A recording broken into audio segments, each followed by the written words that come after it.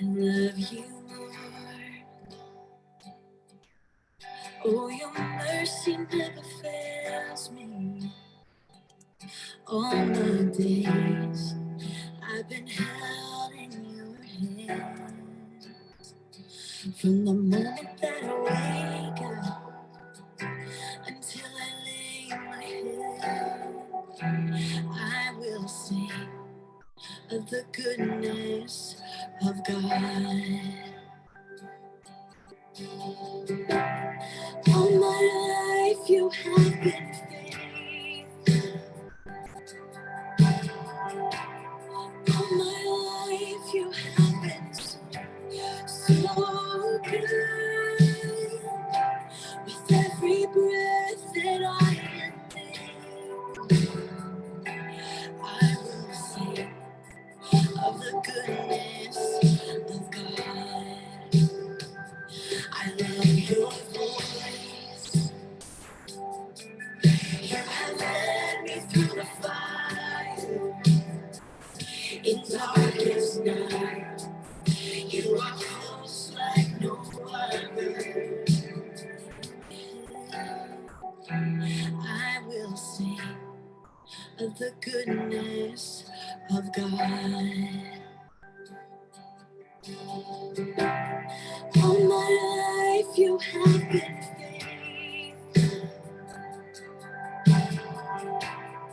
All my life you have been so good. With every breath that I am able, I will sing of the goodness of God. I love your voice. You have led me through the fire. In darkest night, you are close like no other. I know you as a father. I know you as a friend. And I have lived in the goodness of God. Oh, this is my story. All my life you have been faithful. This is my song. All my life you have been so, so good. Every breath that I am able, I will sing of the goodness of God. 'Cause your goodness is running after, it's running after me. Your goodness is running after, it's running after me. With my life laid down, surrender now, I give you everything. Your goodness is running, it keeps running after me. All my days, all my life you have been faithful. All my life you have been so, so good. With every breath that I am able, I will sing of the goodness of God. The Lord our God is ever faithful. He's never changing through the ages. From this darkness, you will lead us, and forever we will say, you're the Lord our God. The Lord our God, He's faithful and never changes. Through the ages, from this darkness, you will lead us.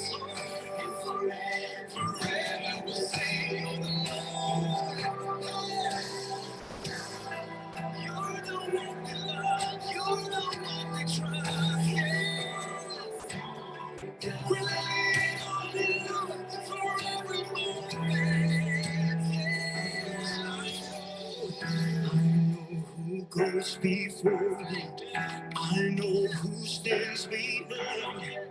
The God who fills your armies is always by my side.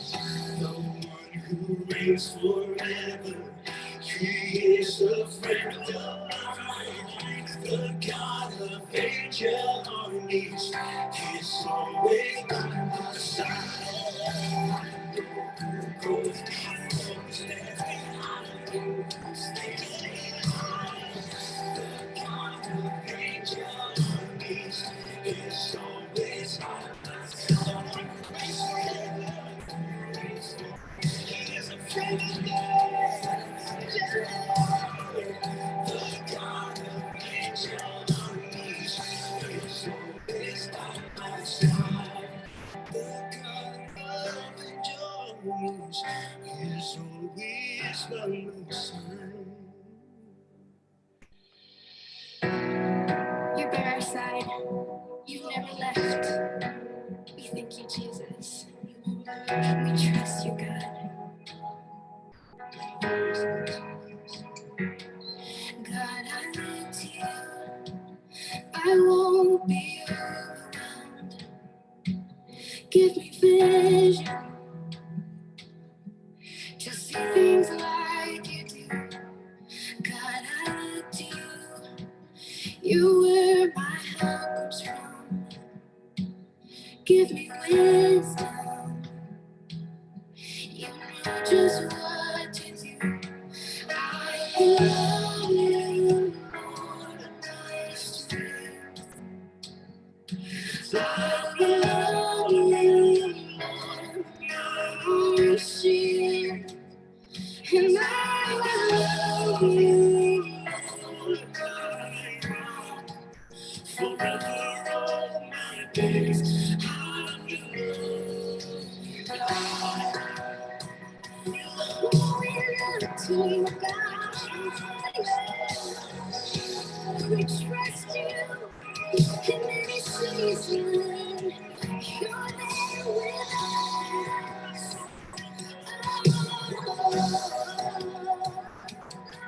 We trust you, God. Come on, let's sing this together. Sing hallelujah. Hallelujah.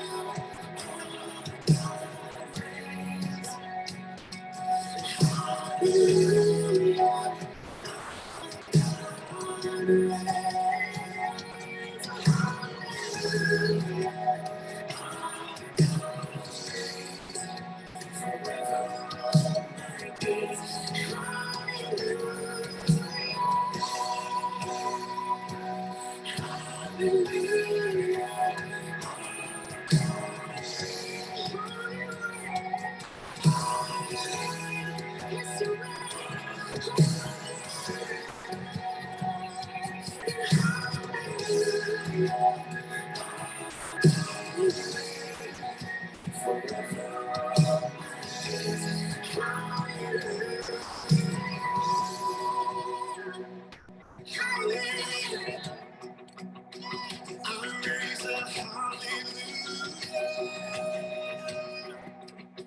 With everything inside of me, yeah, I raise a hallelujah.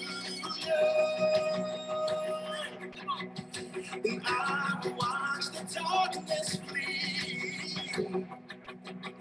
I raise a hallelujah. In the middle of the mystery, yeah, I raise a hallelujah.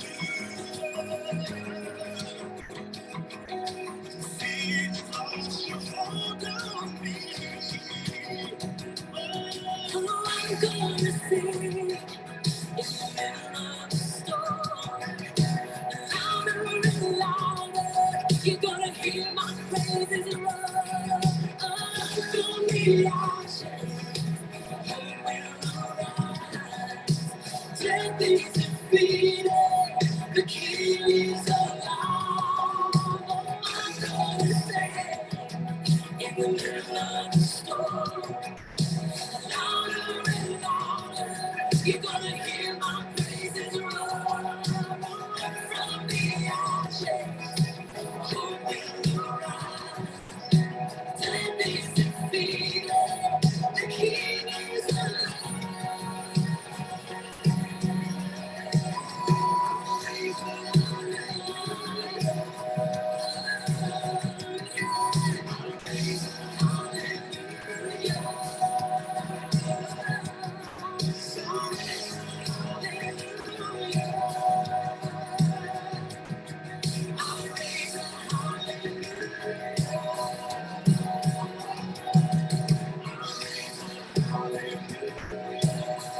Even when I don't see it,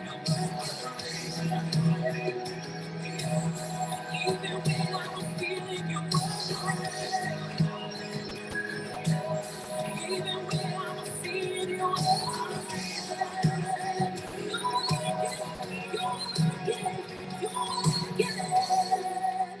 Yes, God, you're always working. Come on. Waymaker, miracle worker, promise keeper, light in the darkness. My God, that is who you are. Waymaker, miracle worker, promise keeper, light in the darkness. My God, that is who you are. Waymaker, miracle worker, promise keeper, light in the darkness. That is who you are. That is who you are. That's who you are. That is who you are. That is who you are. That is who you are. That is who you are. That is who you are.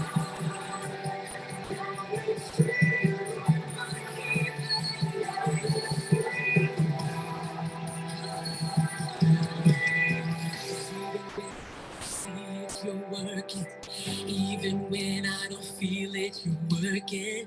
You never stop working. You never stop blessing out. Even when I don't see it, you're working. Even when I don't feel it, you're working. You never stop working. You never stop working.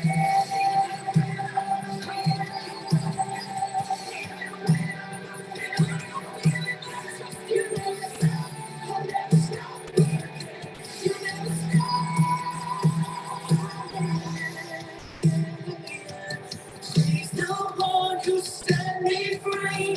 Hallelujah. Death has lost its grip on me. You have broken every chain. There's salvation in your name. Jesus Christ, my living hope. Hallelujah. Praise the one who set me free.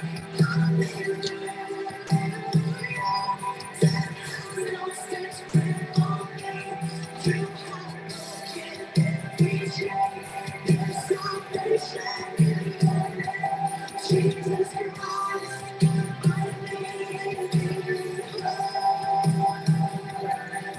Jesus Christ,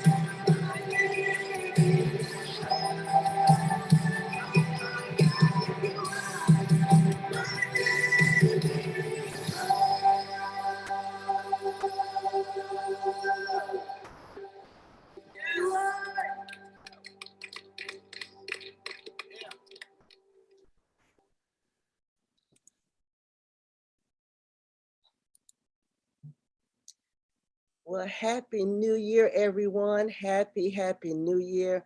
And welcome to Birmingham Bible Church's Winning Wednesday. Good afternoon, Birmingham. Good morning, wherever you are watching us from. So glad that you have decided to join us here on today. And this is a time whereby we have great speakers that present great topics that are for your life and for your living. And so we realize how important it is not only to get to heaven, but also to know how to live here on this earth. And so that is the goal of what Winning Wednesday is all about. So thank you so much for your fellowship. We have some great information on today. So we just ask that you share this broadcast with someone that you know. Make sure you tell somebody, make sure you text somebody. Make sure you tap someone on the shoulder with your mask on, that is. And so you can get this great information out. We love to present all these great topics that are here to educate you, to empower you just in every area of your life. And so our theme for Birmingham Bible Church this year, of course, it is 2022. It is the year of new beginnings. It is actually the 8th year that Birmingham Bible Church has been in existence. And so we give God praise for that. So this month, we want to give you some information to help get you in the mindset of creating new things. And so we realize that before we can even have a new mindset. Pastor Mason said this on Sunday. Before we can get ready for the new, we have to get rid of the old. And so our speaker for today is going to help us get our mind right for the new year, because our mind shapes how we feel, how we think, and how we behave. And so we like to welcome Dr. Samuel Chan. He is a great person. He has had a major impact on our lives, Pastor Mason's life. So we just ask that you get ready to hear him, to receive him, as he helps us to get our mind right for this new year. Hello, Dr. Chan. How are you, Lady Pam? I'm doing great. I'm doing great. Thank you so much for joining us here on today and taking time out of your busy schedule. Well, we are all busy and we do what we want to do. So Yes, sir. Yes, sir. So of course, people are making resolutions. They having vision board parties, and later on this month, we even have people talking about, helping us have a new body and new relationships and new credit.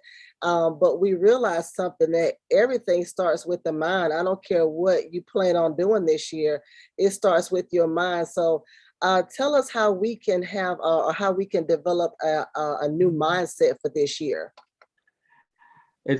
thank you so much for this opportunity to serve. I'm looking forward to this conversation today. A new mindset does not start from the inside, it comes from the outside. So I think you have to, first of all, say to yourself, what am I taking in? Because what you take in creates your mindset. So, for example, the TV channel you watch is creating your mindset. What you're reading, creating your mindset. If you're watching us talk today or listening to us talk today, you're creating a mindset.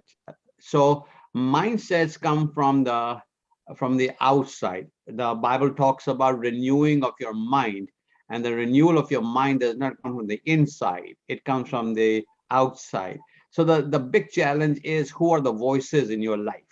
What are you reading? What are you listening to? Who are you listening to? How are you thinking about your life? Because if you were to listen to the news all day long, depending which channel you're listening to, you'll be like that. You'll be like that. And many of our people that we talk to are like that, whatever that means for you. They are like that because what they're taking in. For example, what you take in a diet will determine your physical body. What you take in money from the outside will determine your quality of life and the options that you have. So it's just a matter of understanding what you do control. And so you got to ask yourself, first of all, what am I taking in? Where is it coming from? Why am I drawn to these negative voices or these positive voices? Why am I reading this and why am I doing that? So those kind of things are part of what we are doing. But today, I want to talk about not about resolutions, but about goals. About goals. And so let me give you two things before disclaimers or claimers before I get started in my notes. I've got 4 pages of notes sitting in front of me right now that I have created just for this. Most of this I've never taught before. So this is fresh material. Number one, I'm not trying to teach you anything today. I'm trying to start conversations today. That simply means this, that I'm going to give you a ton of information, but that information is not for information's sake. So if you are a department leader on your job, you're a CEO of your company, you're an executive director of an organization, you're working in the church, doesn't matter where your life is, I want to give you enough information so that you'll say to yourself, I'm going to use this information for my next meeting. So I'm going to give you so much information. I'm going to set you up for the next 3 to 6 months, if you have the appetite for that. Some of you may not have the appetite for that. Some of you might have the appetite for that, but I'd much rather you have those groceries and not use them than to have the groceries and need them, not have them in front of you. Second thing is, I'm going to focus my goal setting on people who serve the church. Now, everything that I'm going to say is going to be transferable to the corporate arena. It's going to be transferable to entrepreneurs, to businesses. But I want to focus my time and energies this morning, especially on how goal setting happens in the church. So here we go. You ready to jump in? Here we go. Number one, churches set goals in 3 areas. Churches set goals in 3 areas. Now, there's a difference between goals and plans. Goals are the what, plans are the how. So goals are the what, W-H-A-T. Goals are, this is what we want to do. This is what we want to accomplish. Here are the impacts that we want to make. That's the goal. The plan is, how are we going to do that? And we'll get to that in a moment. So churches have goals, set goals in 3 areas. Businesses set goals in 3 areas. So I'm going to talk about businesses and church, but I'm going to focus on the church. Number one, churches and businesses focus on personal growth of staff, of team members, of volunteers, personal growth. Because if you're not growing, then your department cannot grow. If you're not growing, your business cannot grow. Your business is where it is because of where you are. It's as simple as that. So people call me in, I'm a consultant, I'm a leadership consultant. I have clients literally all over the world, multi-billion-dollar clients, multi-million-dollar clients, all kinds of clients. And I'm here to tell you, your business, your church is where it is because of you, the leader. It's as simple as that. So nothing is, you're the ceiling. So if your ceiling is not rising personally, so I ask people for what I call their personal development plan. So when I go into a church, when I go into a corporation, they want me to help them create plans. And I say to them, no, you got to have a personal development plan. How are you going to grow physically? How are you going to grow financially? How are you going to grow emotionally? How are you going to grow relationally? How are you going to grow in your thinking? How are you going to grow in your personal life? Because if your personal life is growing, then everything around you will grow as well, because you create the environment. So that's number one, personal growth. Number two is corporate growth. Corporate growth, for example, in a church, corporate growth goals would be something like reach more people in the community. Another one would be increase worship attendance. Another one would be develop and train more leaders. Number 4 might be increase financial resources. Because the Bible says without a vision, people perish. I'm here to tell you, without money, your vision will perish. It takes money. Ministry, salvation is free, but ministry is expensive. Everything takes money. What we're doing right now takes money to get it out. Money on my side of investing in studio, money on your side, investing in the studio, money on you creating the wherewithal for people to get it. Number 5, increase financial giving to missions. I think that's got to be a goal. One of my client churches this year alone are going to give away $10 million to missions, home and abroad. But that does not just happen. That happens because there's a leader who has a heart for missions, who promotes missions, who says, I'm going to get my people to get behind that. Otherwise, all you're going to do is raise money for mortgage and ministry at the local level. But what are you doing for missions? Number 6, connect more people to people in the church. Because in these times when we have been remote, people have not seen each other. So how do we connect people to people?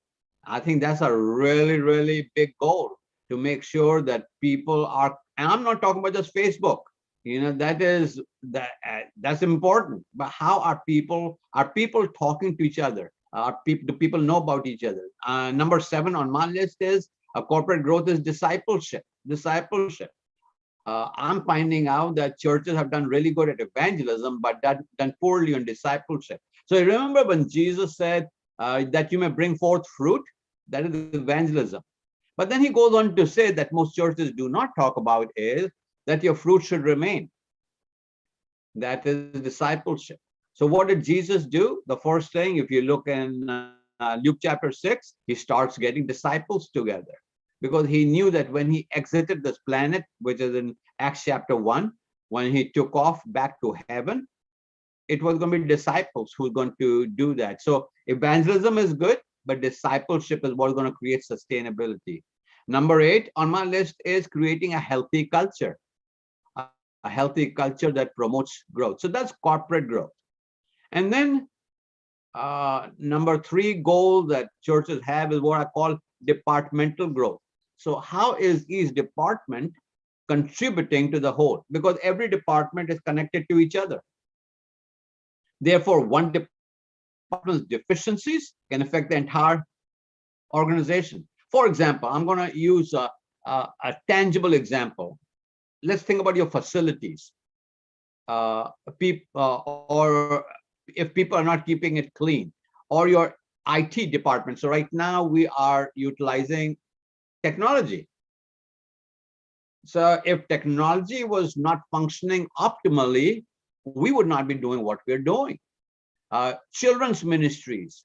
Let's talk about volunteers.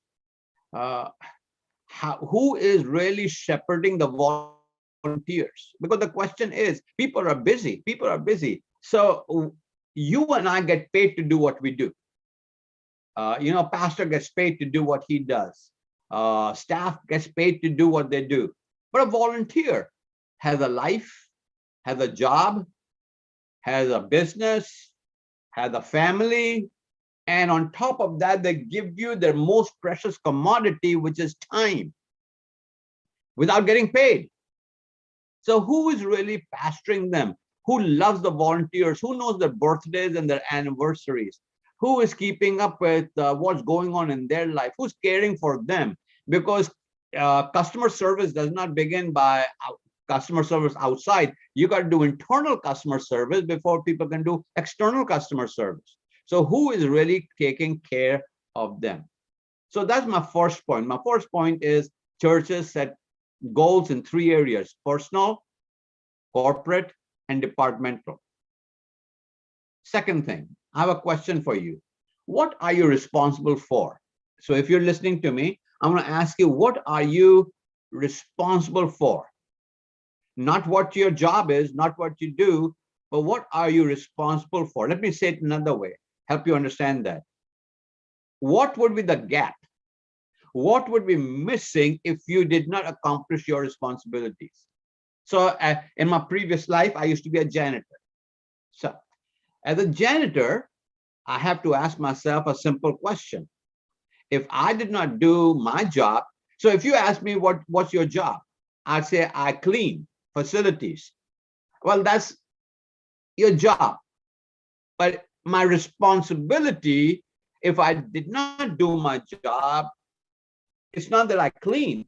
The working conditions would not be conducive to productivity. That the culture of the place would be affected by trash and litter. That if I was in a church and it was not clean, doesn't matter how good the preaching is and the worship is, people are going to stop coming. Because nobody wants to go to a nasty restroom. Nobody wants to walk into a room with wrappers still on the floor and nail clippings and in chairs. Church folk are messy. I mean, they come and they really create a mess. So if you ask a janitor, what do you do? They'll say, I clean. But the question is not what do you do? The question is, what are you responsible for? So if I was to go to the children's ministry and say, what do you do? I do children's church. No, no, no, no, no. You're responsible for shaping young minds. You're responsible for pouring the Lord into them. You are responsible that they get saved at the earliest age. That their testimony will not be that God brought me out of crack cocaine, that God brought me out of promiscuity, that God brought me out of drugs and alcohol, that God brought me out of prison. That is wonderful when God does. But I think a children's pastor, a children's director has to say, I'm going to change their testimony. They will never have that testimony. Their testimony will be that God saved me early on while I was going to church, and I never had to go through all of that. God kept me from all of that. God built hedges around all of that. So as a children's pastor, what you don't do children's church. No, that's not what you are responsible for, is to lead children to the saving grace and knowledge of Jesus Christ at the earliest age so they can get baptized, filled with the Holy Spirit, start serving the Lord, and become volunteers in the church even before they're teenagers. That is what you do. Let me go to number 3. A question I have for you is, what is the difference between an owner and an employee? An owner and an employee. There's a big difference. I remember I was a friend of mine, pastor of a very large church in South Africa. He pastors a church in California right now. And we were in South Africa today, staying at a great hotel attached to a mall in Johannesburg. And all of a sudden, a new appointment showed up on his calendar that he was not planning on, and he needed some shoes to go along with whatever clothes he was going to wear. Well, he was quite particular about his shoes. So this is a huge mall in Sandton, and there's the financial district of Johannesburg. And there we are looking for shoes, beautiful stores, gorgeous places. And we're going from store to store. And he could not find the exact shoe that he's looking for. He had a picture of a brown shoe with some stuff going on the toes. And he had a picture in his mind what the shoes wanted to look like.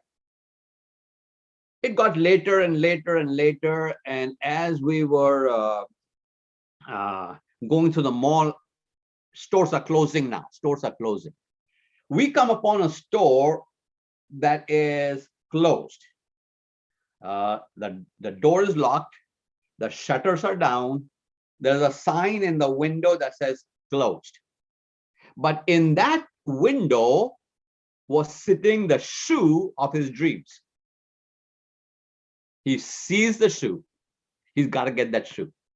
So we go to the window, both of us, we're going like this, looking in the window, and we see some movement back there. We see somebody moving back there.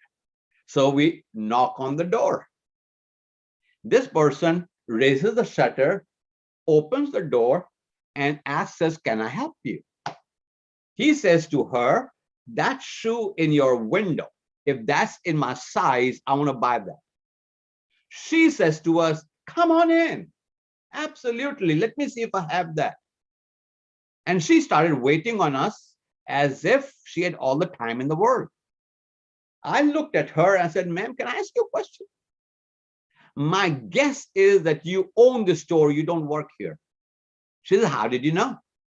I said, because an owner is the only one who would open the door for us. An employee would have said, hey, I've been waiting to go home all day. I'm ready to check out. Hey, listen, we open tomorrow at 10 o'clock, come back tomorrow.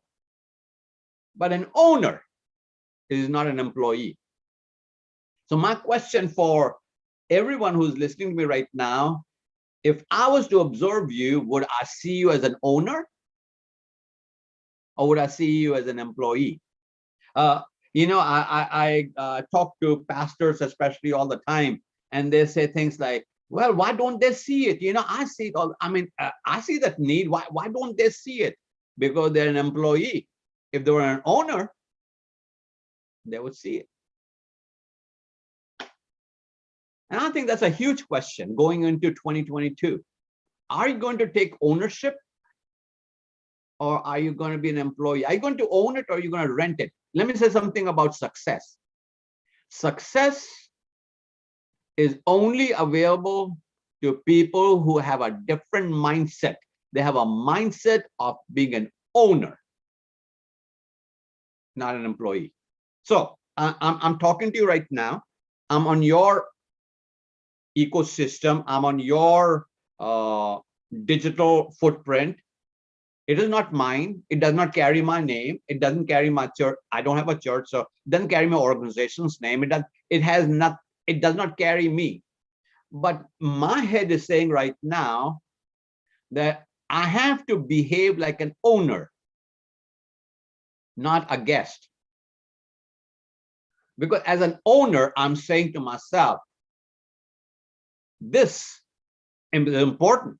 This matters. It's not just another winning Wednesday. This is the first Wednesday of 2022. So before I move on to the next question, ask yourself this question. Where I work, my business, my church, where I volunteer, would people say she, he acts like an owner? Or would they say she, he is an employee? Let me go to the fourth thing. So when you're setting goals, you have to ask yourself 4 questions. 4 questions. I'm going to give you all 4 questions, and then I'm going to climb back up into that ladder and explain each one of those 4 questions. So I'm going to give you all 4. I'm going to say it at least 2 times, because if you're writing it down, you can get it. You know, if you're driving, keep driving and listen to this on demand again. But here are the 4 questions. And these questions are good for church. They're good for business. Here we go. Question number 1, where are we? Where are we? Question number 2, where do we want to go? Where do we want to go? Question number 3, what and who is in the way? What and who is in the way? Question number 4, how do we get there? How do we get there? Let me talk about each one of them individually for a little bit. Remember what I'm trying to do. I'm trying to give you 6 months worth of discussion with your teams, 6 months worth of staff meetings, 6 months worth of departmental meetings, 6 months worth of thinking it through. So I'm not just giving you a one-off thing. I'm good for 6 months if you want to take it that way. Question number 1 is, where are we? This is where we are assessing ourselves. Are we in growth? Are we in decline? Are we in plateau? You got to know where you are. Where are we? If you go to a mall and you're looking for a store, you come to the directory, the digital directory in the middle of the mall, and it has a star and says, you are here. The question for you is, where are you? Where are you? Where are we? You got to assess yourself, because momentum only comes when you understand where you are. Where are we? Where are we? Now, don't try to glorify it. If you're in decline, you've got to admit, I'm declined. Don't try to, don't give me the spiritual jargon like, well, God is leading me through a valley right now. I'm not listening for that. I'm listening for, I'm in a valley. Well, God is going to bring me through. I'm going through a difficult time. I get that. What I'm looking for is, I'm in a difficult time, because reality is your best friend. Reality is your best friend. So where are we? Number 2 question is, where do we want to go? Your aspirational goals. Where do we want to go? And you got to be clear about that. Not things like, well, I'm waiting for the Lord to show me. No, the Lord's already shown you. You are looking for him to give you something else. Whenever people say, I'm waiting on the Lord, 9 times out of 10, Lord's already shown them where they need to go. They didn't like it. And now they're waiting for him to come back with plan B and C. He's already He's already told you where you need to go. So where do you want to go? So when you have a GPS, the GPS asks you two questions, only two questions. Where are you? Where you want to go? If you don't give that information to a GPS, does not matter how sophisticated it is, it cannot get you there. So if you said GPS, no, I'm not going to give you my location, it can get you there. If you say, I cannot tell you where I want to go, because the GPS wants you to take you to that certain specific point. Now, I live in Atlanta, you all are in Birmingham. I can put in my GPS, Birmingham, and I'll take I-20 west out of Atlanta, and it is going to get me to Birmingham. But Birmingham is a big place. The GPS wants to know, where do you want to go in Birmingham? You want to go to a certain church? Well, you got to put their address in there, the name in there. You want to go to a certain restaurant? You got to put their address, the name in there. You got to tell me where you want to go. So question number one is, where are we? Question number two is, where you want to go. Question number three is a tough question that people do not want to answer. But if you're not brutal about assessing your present and future challenges, you won't get there. Here's question number three, if you missed it the first time. What and who is in the way? So what could be money? What could be facilities? What could be time? What could be education? What could be where you are right now? But the more important question is, who is in the way? And usually it is the who that is the toughest question to answer. You might have an employee that you need to let go. Who's in the way? Who's got a bad attitude? Let him go. Who's in the way? Somebody who's a naysayer, a negative person, pessimistic person. They are always raining on the parade. Who is in the way? Once you are brutally honest about what and who's in the way, then you can get to the fourth question, which is, how do we get there? Your concrete plans. So next time you are wanting to accomplish a goal, ask those four questions in that given order. Don't get in a hurry to put a plan together as to how to get there. So here are the four basic questions. You ready? Number one, what needs to get done? Number two, who will do it? Number three, when will it get completed? And number four, how will it get done? What, who, when, how? What, who, when, how? So let me talk 30 seconds on each one of those. What needs to get done? You got to be specific about what needs to get done. If there's no clarity on the what, don't say to somebody, hey, can you go in that room and set up chairs? And if they set up chairs facing the wrong direction, it's not their fault. If they set up chairs in rows rather than in circles, it's not their fault. Because what you said to them was, go set up chairs in that room. So people say things like, well, do I have to draw pictures? And my answer is, of course you do.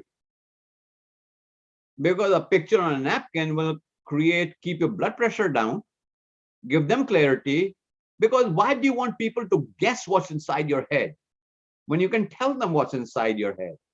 So I'm just using that one example. When you say to them, go set up chairs, you say to them, go set up chairs, have them facing the whiteboard, and put them 4 rows with 6 chairs in every row. Just that much specificity will keep you from having a conniption, will give them clarity, and the job will be done like you want it done. So what needs to get done? Number 2, who will do it? Who? I didn't say who all, I said who. Because when it becomes everybody's responsibility, it becomes nobody's responsibility. So who? You got to define who. Because if it doesn't get done, you need to know who you're going to kill. So yep, you got to know the who. Number 3 is the most important. When? When will it get completed? Don't say things like ASAP, because I've learned this, that my as soon as possible is always sooner than they're possible. So don't you got it. When will it get completed?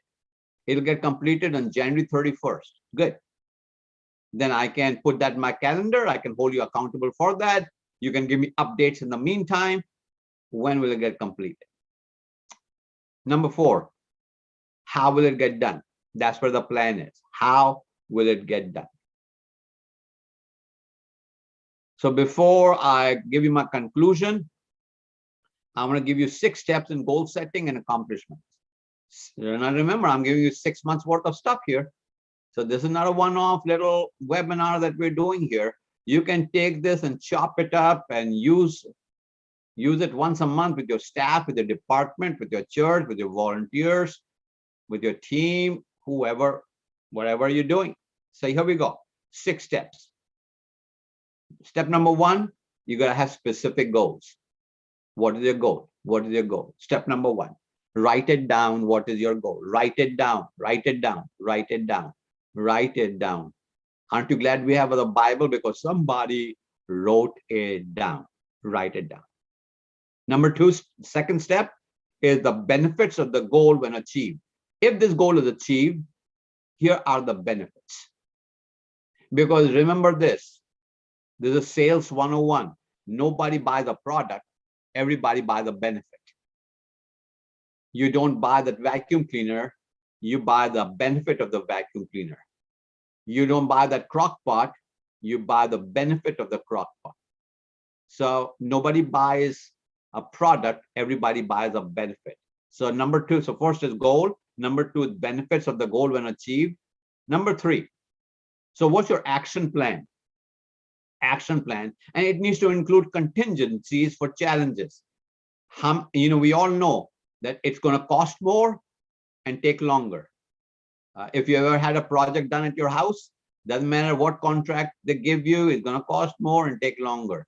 If they say we can install these windows next week, it's going to be 3 weeks from there. And they're going to come back and say, when we took this window out, we did not know there was rot behind the window. So we got to replace the wood behind the window, and that'll be another $250. So you got to have an action plan that built-in contingencies for challenges. Number 4 is the phases of the plan. Phases. So take your plan and cut it up into phases with timelines, end dates, etc. You phase it out.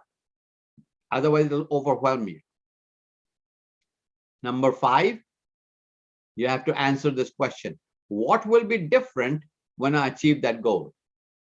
What will be different when I achieve that goal? Because that gives you the why. And finally, number 6 is accountability. Accountability. Accountability is when you have assessments done there. So Lady Pam, I have a concluding statement. I want to give your listeners a gift. But in the meantime, if you want to have a question, let's do that. And then give me a moment to conclude and tell people about the gift. No, Dr. Chan, that was so much great information. As I was listening to you, what you was given, of course, I know you had it geared toward churches and corporations, but even a personal level, if somebody is, if their goal is to write a book, I mean, there's even things the steps that you brought out for that, specific goals, just the benefits of the goals, even for your family. Where are we trying to go? This was great. I do not have any questions on that. No, this was great. Thank you so much. So go ahead and tell us about your products and tell us about even your website, how people can connect with you. Well, my product is free. So I have a gift for you. So everyone I'm listening to is a leader. On this cover, you'll see Pastor Mike Todd out of Tulsa Transformation Church. What a great church, the fastest growing church in America right now. And so what we are doing is we have created a leadership journal, 5-color. You can get it in hard copy, and I think you told me you all get that at your home every quarter. And what's going to happen, you can get it digitally as well. I'm going to give you a website in a minute. All you guys sign up. This comes out every quarter. It's about 150 pages long. It's Christian leadership, good for corporate and church and home. And what you can do is you can sign up for it. You'll get the next 4 issues free of charge. Next 4 issues free of charge. One thing I will guarantee you about this journal, this leadership journal, you will not throw this one away. It looks beautiful, feels beautiful, got so much content in it that's for you and for your company and for your church to teach and grow.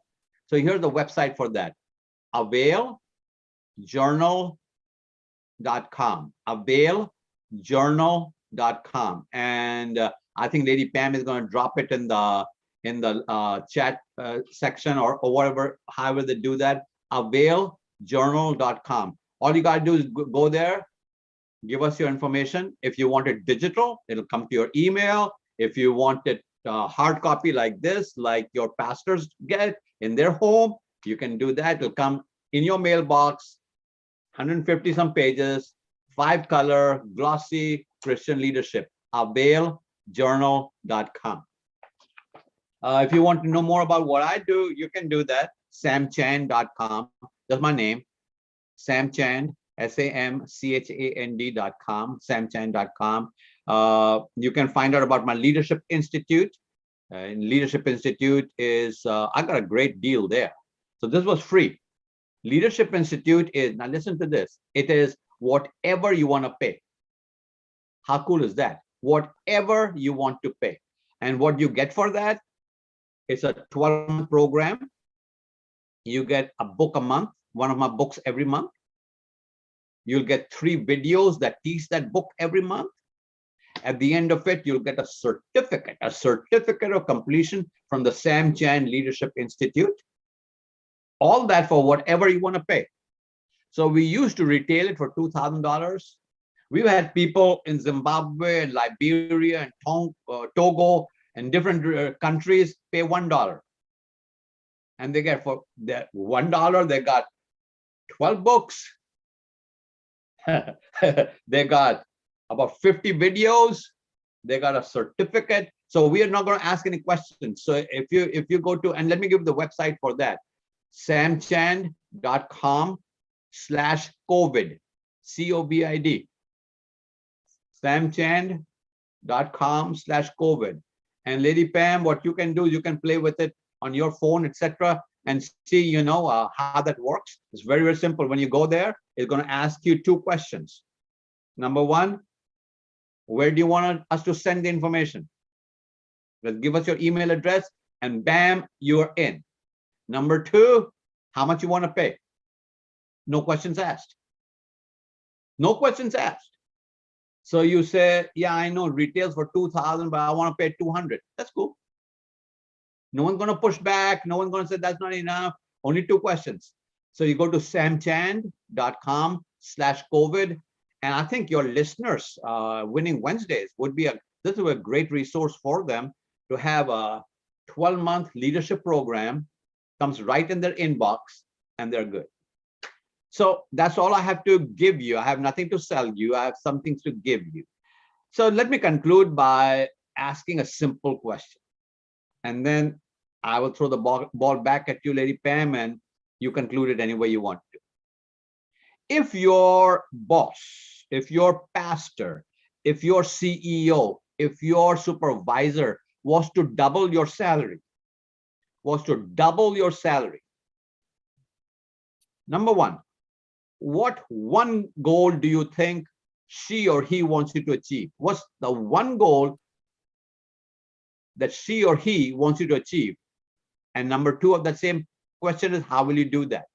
So if I was your boss and I was to double your salary, what is the one reason you can give me? One goal that you think I want you to accomplish that'll make me say, Lady Pam, you're making 100 grand. Starting today, you're going to start making 200 grand. What is that one goal that you think that your boss, your pastor, your CEO, your supervisor wants to accomplish, that'll make them say, I want to double that person's salary. And how are you going to do that? That's the mindset. Because what you're doing now is you are trying to extrapolate what is in somebody else's mind as what's important to them, as to what they want to see accomplished. And when you do that, everything good thing comes back to you. So renew your mind, think about how can I help somebody else succeed, how can I achieve somebody else's goal, and success is running its way toward you. Lady Pam, it's been great to be with you. Thank you for this opportunity, and may winning ways keep on winning. Thank you so much, Dr. Chan. And I was thinking, we are part of that book club too as well. Good. We have quite a few books. No, and the information is wonderful, is great. I can't think of the smaller book. I think it says Success something. But I really enjoyed that book. It has great tidbits in there. Just, you know, on a personal level and on a corporate level. So thank you so much for that. Of course, we'll put that information out there. Now, let me ask you, with the availjournal.com, will people have to put in a code or anything? They'll know when they check out, it'll be free. Very simple, very simple. Yes. You just go there, tell us where to send it, and that's it.